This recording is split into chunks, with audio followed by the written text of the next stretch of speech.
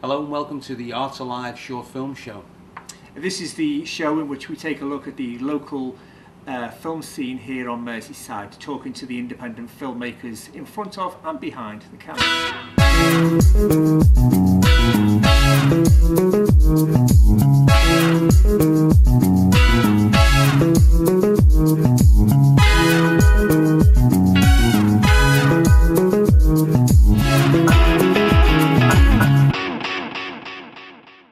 Okay, we've got with us today Harry Johnson. Harry directed the movie, and the star of the film, Mr. Liam Blundell. Great seeing you guys. Thanks for coming in. First, before we go on talking about the movie, give us something of your background. Let's start with you, Harry. What's your background in film? Really, it's just, immediately, background is I've just done a degree at John Moore's, the Screen School, to the Film Studies degree. But before that, it was just making films with friends, and a couple of friends went to uni and did it, and then they came back home and they started making films like we've done just off their own back, and kind of just fell into it. I fell into it doing sound, and then sort of moved up that way, and yeah, really that's how I got into the practical side of it. And then as soon as you do that, you want to start making your own films, so you start writing stuff, and just sort of start writing down a few ideas and came up with a few films, and then went to uni and you have to make films, and college and uni and have to make films. So your filmmaking partner, for want of a better word, is Matthew Plant. Yeah. Where did that relationship begin? Well, he was a year above me doing the same course at John Moore's, and they organised a trip to Sheffield Documentary Festival. I just met him there, and we just started talking. We went to a couple of the same films, so we just started talking, and then decided, as we both have the same sort of similar interest in the same course, we should just make something together. It was just like, it'd be daft not to, really. So we just took a couple of weeks to just get something rolling, and then we just started. I had the idea already for the film, and then he just said, yeah, well, let's make it. So was this your first collaboration? Yeah, with Matt, yeah. So what type of movies influence yourself? I don't really, well, obviously I'm a big fan of like the classic ones, I suppose, Scorsese's films, and a big Woody Allen fan for his work, for his writing more than his his actual films. I really think he's just an amazing writer. And then some of the obvious ones, I suppose, Wes Anderson for his nice little stories as well. It's really what influences me more is the story, because you can watch images as beautiful images as much as you like, but it's really the story that gets it. So it comes from reading as well. Yeah, we talked about Woody Allen. He's like probably one of the most America's prolific filmmakers of all time. Yeah. Like one movie a year, isn't it? Yeah, absolutely. I know he's slowed down a bit now, but what a body of work. Yeah. And when he is on form, not many can touch him. No. When he's on. But yeah. Okay, Liam, is this your first film? No, I've been acting in short films, and I've done 2-3 features over the last 10 years. I kind of like Harry. I kind of fell into it. I had 10 years ago. I went away to university with dreams of being, a Scorsese from the north of England, and then that didn't happen. And I ended up just fell into acting, and then the rest is history. For the past 8-9 years. Sort of short films. A lot of short films. Yeah, that's where I cut my teeth, because I wasn't classically trained, so to speak. So I didn't do a lot of theatre. I did plays in high school, and I did some plays in college, but I never went away to drama school and tread the boards, so to speak. So I cut my teeth just travelling around the country working on short films. In the early days for nothing. So do you still have ambitions to get behind the camera? Yeah. I think I've definitely got film in me. I'm working on a screenplay at the moment, but whether that's years off being made. Yeah, I'm not. I just don't think I'm there yet. Hopefully, I will get there. But as an actor, when you say you want to be in control of the material, and I suppose for yourself, it's a valid for both of you. Is it control of the writing? Is it control of the vision? Is that why you want to go into making it eventually? I think that plays a huge part in it. But I think from an acting point of view as well, sometimes it's a vehicle. You don't get the opportunities, and sometimes you don't always get the parts you want to play. So if you have that ability, then you could maybe write something that you can again just sort of use as a vehicle for yourself to sort of show people what you can do. Okay, which brings us to The Art of Dying. Yeah. Where did the idea come from?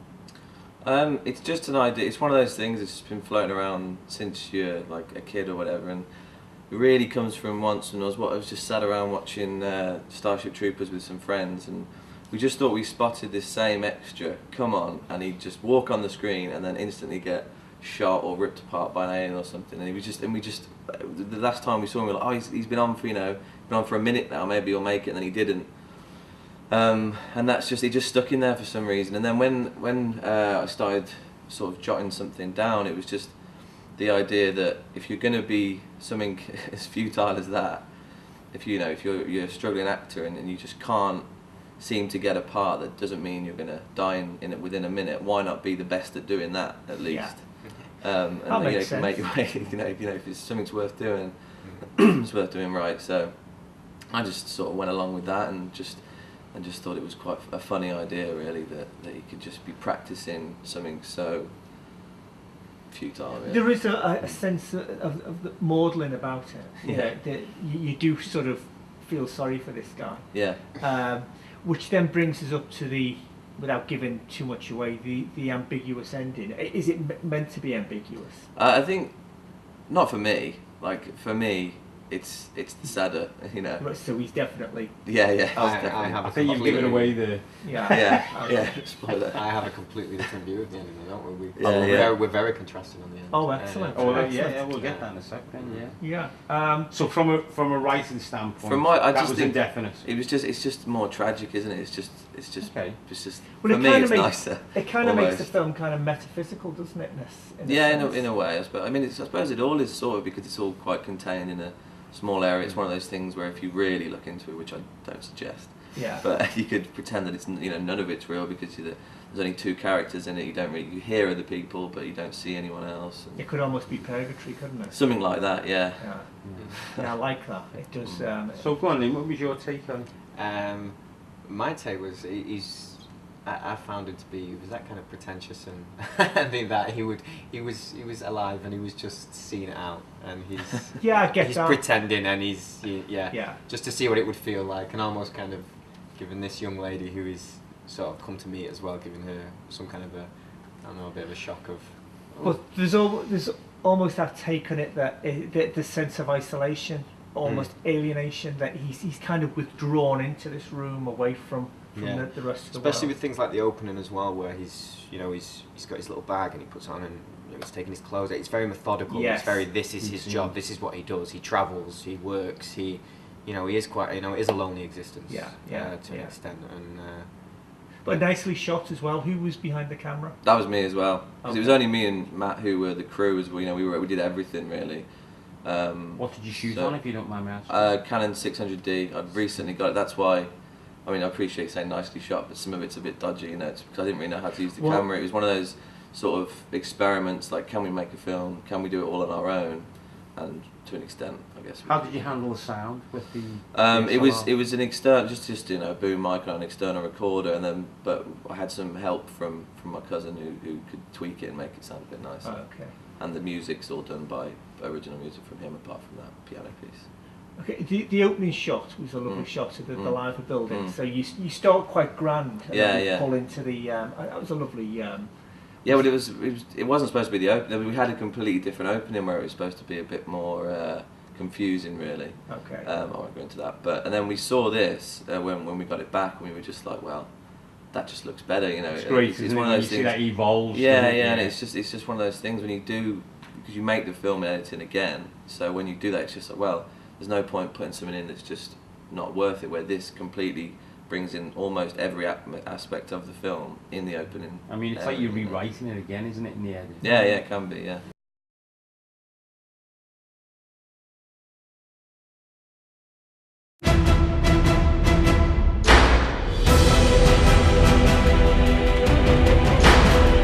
Each week we bring you all of the latest film news. From interviews with filmmakers and actors, to local events, to the new cinema releases.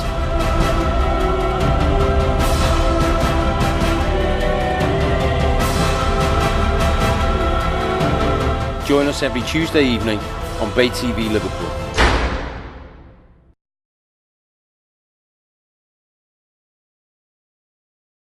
Okay, so coming up now is the film itself, The Dying Art, previously known as The Art of Dying, but changed for obvious reasons. Anyway, take a look at this.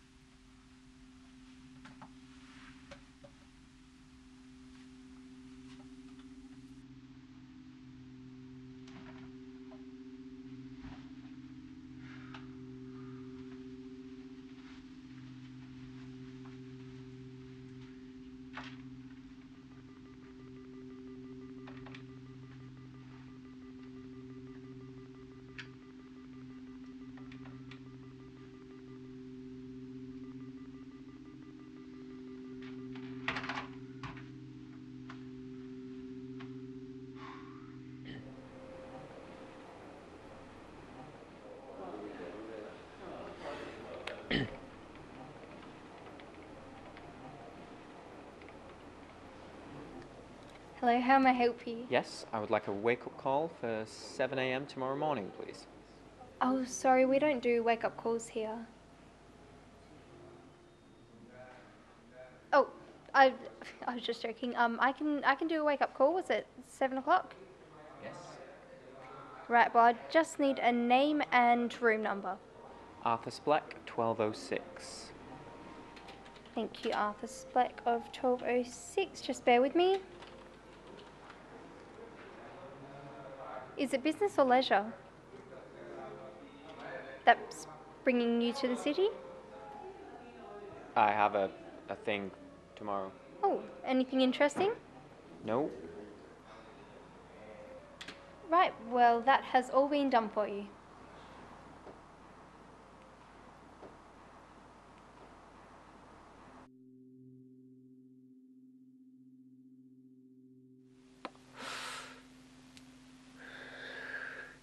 There's two things I love in life.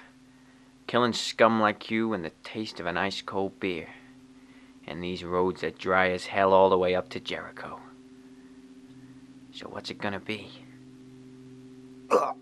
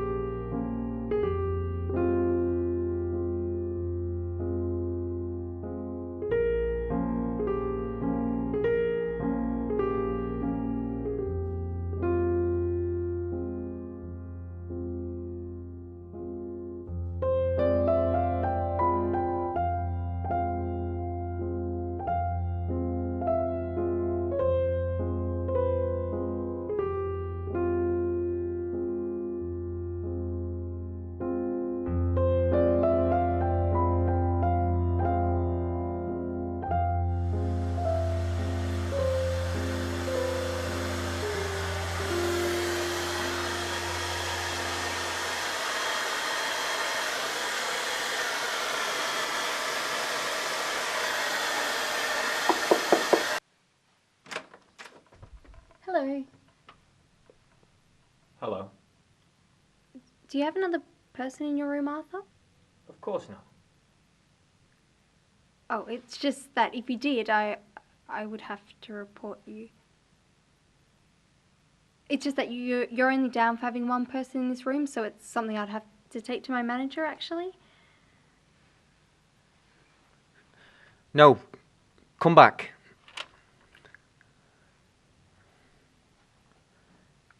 You see, I'm rehearsing. For what? It's my job.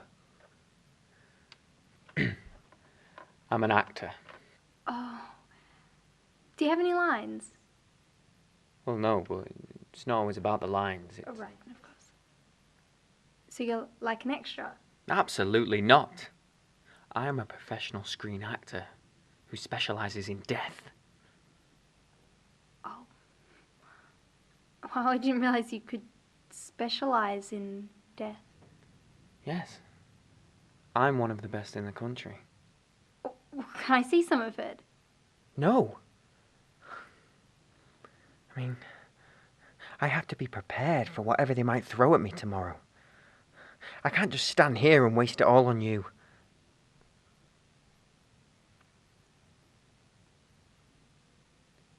Well, I know how I'd like to go. In my sleep, actually, there's no fuss, there's no pain, you're just kind of gone. Well, I hope they don't ask me to do that tomorrow. That would be a huge waste of my talents, to just lie there. Well, I mean, you're the professional. How would you like to go? Loud, probably. And with plenty of dialogue. Oh. Well, I'll see you bright and early tomorrow morning then. Okay.